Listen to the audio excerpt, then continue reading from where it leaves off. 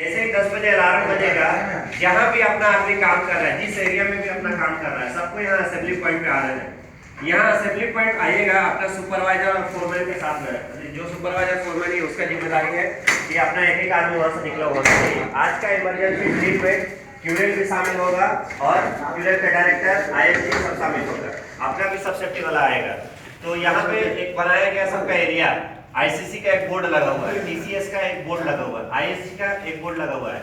बाकी जितना आदमी है वो इसके अलावा जो है रेस्ट ऑफ अदर ऐसा करके एक अलग सा बोर्ड लगाया गया है यहाँ पर, ठीक है। तो अपना आदमी को वो अलग वाला में सबको लाइन में लगता है। और अपना कंपनी का जितना आदमी है, मान लीजिए हमारे पास 35 आदमी है, ठीक है।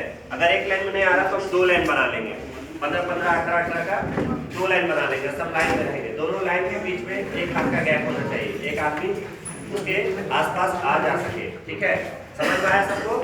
अलार्म बजेगा 10 बजे, हमको यहाँ पे असेंबली पॉइंट पे आ जाना है। ऐसा नहीं कि अलार्म बजेगा तो हम टॉयलेट चले गए थे, हम फोन करने चले गए या हम कहीं और चले गए। पिछली बार जब ऐसा ड्रिल हुआ था तो हमारा 2-3 आदमी इधर उधर चला गया था, उसकी वजह से यहाँ पे जो एक्यूरेट नंबर है, अभी जितना आदमी साइन करेगा सब परमिट में, जितना भी आदमी साइन करेगा वहाँ पे गिना जाएगा। जिसका सिग्नेचर रहेगा उस पर हम उसको वहाँ पे असेंबली पॉइंट पे ढूंढेंगे।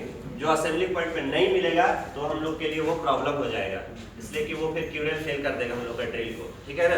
ये दूसरा बात ये हमेशा याद है कि फोरमैन जितना है इस बात का ख्याल रखें। ड्रिल 10 बजे जैसे होगा, अलार्म बजेगा, सबको लेकर के वहाँ पर आना है। और आप लोग को सुनाई पड़ता है 10 बजे, टाइम ध्यान में रखिएगा। 10 बजे का अलार्म बजेगा, आप लोग को सबको वहाँ से निकलना है आराम से, यहाँ फायर असेंबली पॉइंट के पास आके जब हो जाना। दूसरी बात, पिछले कुछ दिनों से अपना भी स्टेशन में कल एक लड़का के साथ हुआ और दूसरा भी कंपनी वाले के साथ हुआ, फिंगर इंजरी या कुछ इंजरी टाइप का हो रहा है, किसी का तबीयत खराब हो रहा है, किसी को बुखार लग रहा है, किसी को चोट लग जा रहा है, ठीक है। कभी फर्स्ट एड के बारे में बता देते हैं। फर्स्ट एड सेंटर यहाँ पे पहले था, फर्स्ट एड सेंटर में अभी नर्स नहीं है, ISG का फर्स्ट एडर है, फर्स्ट एड बॉक्स रहता है, उसमें थोड़ा बहुत दवा रहता है। तो अगर माइनर सा केस है, अगर माइनर सा कोई भी केस है तो वो लोग थोड़ा चेक कर करके दवा दे देता है। लेकिन अगर कुछ डेंजरस हो जाता है आपके साथ, चोट लग जाता है आपके साथ, आप कैसे रिस्पॉन्ड करेंगे? कल हम 3 लड़का को ऊपर लेकर के गए थे टेलीफोन बूथ के पास में, ठीक है। टेलीफोन बूथ पे कैसे कॉल लगाना है उनको पता ही नहीं था।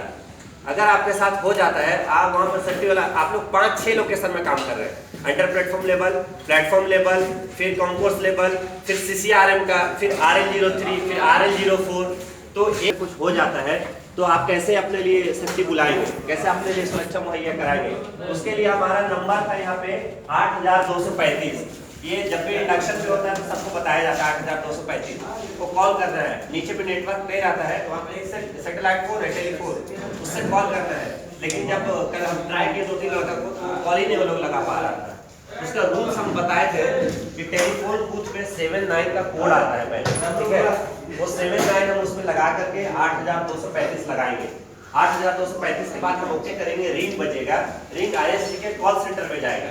कॉल सेंटर में जाने के बाद आपसे पूछेगा, आपको अपना नाम बताना है और लोकेशन बताना है। लोकेशन जैसे कि आप RL03 में हैं, या आप कॉन्कोर्स लेवल पे हैं, या आप प्लेटफॉर्म लेवल पे हैं, या आप कॉन्कोर्स लेवल पे हैं। दूसरा, आपके साथ क्या हुआ है, आपके साथ हुआ है या आपके साथी के साथ हुआ है। मिसाल के तौर पे इसका फोल्डिंग पे एक आदमी काम कर रहा था, वो नीचे गिर गया, तो आप उसको बताएंगे कि हम कॉर्निस स्टेशन में बोल रहे हैं, प्लेटफॉर्म लेवल पे है, FOH एरिया में है, मेरा एक दोस्त काम कर रहा था स्काफ फोल्डिंग पे, तो स्काफ फोल्डिंग से नीचे गिर गया है, हमको ऐसा लग रहा है कि उसका पैर फ्रैक्चर हो गया है, हमको एम्बुलेंस चाहिए या हमको डॉक्टर चाहिए। आप उसको ऐसा बताएंगे, वो उसके हिसाब से एम्बुलेंस या डॉक्टर भेजेगा। बात समझ पा रहा सबको? अगर केस ज्यादा डेंजरस है, जैसे कि होता है कभी कभी बहुत सीरियस हो जाता है, ब्लड गिर रहा है, चारों तरफ आदमी पेशाब है, वैसा सिचुएशन में आपको पहले पैनिक नहीं होना है, आपको पहले खबर करना है। वहाँ पे जो सुपरवाइजर है, फोरमैन है या सेफ्टी है, उस पर हाथ नहीं लगाना है। हाँ, कंडीशन अगर थोड़ा बहुत है तो आप इस पर हाथ लगा सकते हैं। अगर माने बहुत ज्यादा सीरियस है तो आपको हाथ नहीं लगा सकते। आपको खबर करना व्हाइट हेलमेट या ग्रीन हेलमेट के पास आपको जाना है, ठीक है। अगर थोड़ा बहुत है तो आप उसको संभाल सकते हैं, लेकिन अगर ज्यादा है तो आप उसको वहाँ से, बहुत सारा क्या होता है कभी कि उसका फोल्डिंग से नीचे गिरा और उसको 2-4 आदमी उठाया और लेकर के सीधे बाहर आ गया। ये रूल्स ही नहीं है, वैसा नहीं करने का, आपको बताने का, सब कुछ सिस्टमेटिक यहाँ पे होता है। इसीलिए पहला तो हम ये चाहेंगे कि ये नौबत ही ना आए, ये गिरने का या आपके साथ एक्सीडेंट होने का ये नौबत ही ना आए।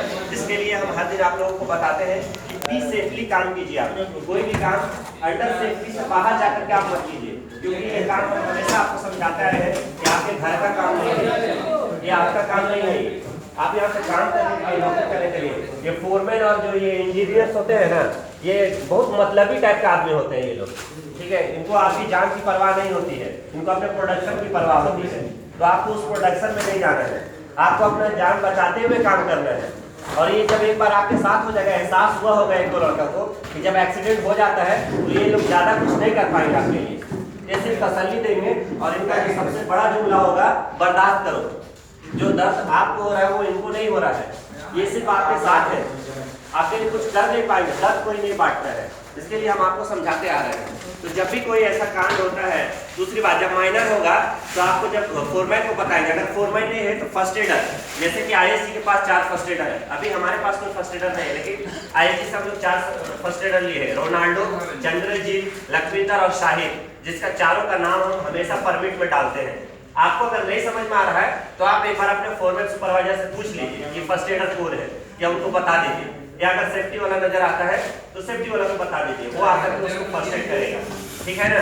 इमरजेंसी में हाथ नहीं लगाना है। अब आपको समझ में आ गया कॉल कैसे करना है अगर इमरजेंसी आपके साथ होता है तो। फिर भी आप लोग जो लोकेशन पे काम कर रहे हैं, स्टेयरकेस के पास आप लोग पहुंचेंगे, ठीक है, या हम आएंगे बारी बारी से आप लोग के पास में, 10 लड़का या 8 लड़का के साथ हम एक बार फिर से आपको टेलीफोन बूथ के पास भी बता देंगे, उसमें कोई मुश्किल नहीं है। लेकिन हमेशा याद रखिए 79 उसका कोड है, 8235 नंबर इमरजेंसी का है, ठीक है। दूसरा चीज, अगर आप उस मोबाइल से कॉल करना चाहते हैं अपने फोरमैन या सुपरवाइजर को तो कर सकते हैं, ठीक है, काम के सिलसिले में। समझ में आ गया सबको?